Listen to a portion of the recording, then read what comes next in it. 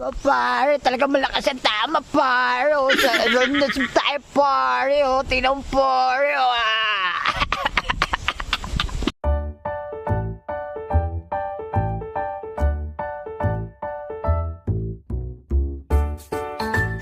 Ayan nga mga kabatak, no? Ginagamit natin ang uling sa pang-ihaw at iba pa, no? At iba-iba ang paggawa nito at proseso. Tara! Ayan nga mga kabatak, no? Yan, tulad nga ng pag-ihaw ng tilapia, no?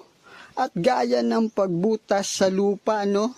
Yan, nilalagay nila doon hanggang maluto na yan. Ito naman ay iba talaga dahil nakatungtong lang siya. Ayan, no? Kitang-kita nyo naman. Ayan, no? Yan. At sinindihan na nga. Ayan na, nagliyab-liyab na. Parang pag-ibig lang natin yan. Ayan na. At binubuhusan din ng tubig. Siguro para hindi masyadong lumiyab gaya ng pag-ibig. Ayan. Tingnan natin mga kabata kung anong mangyayari. Ayan na nga, dahan-dahan na nga nawawala ang apoy at ay unti na lang talaga at siya'y malapit na maging uling.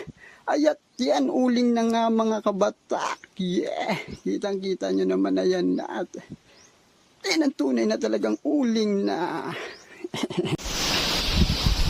Yan mga kabatak, ganito po yan, no? Yan, uling, no? So, yan, nandito tayo sa ulingan. So, para tayo nasa lahi ng mga kabatak, oh, no? Oh. Ayan, no?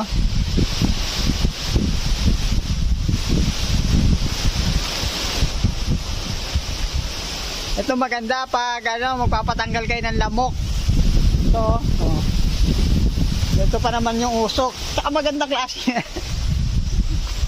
Maganda klaseng usok. Oh, ang daming usok, oh. Oh. Diba? Oh.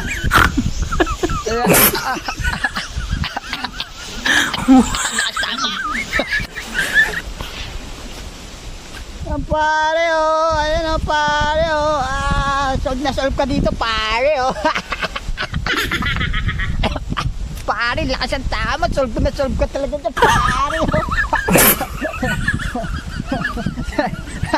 Oh, sobrang lakas ang usok, pare, oh.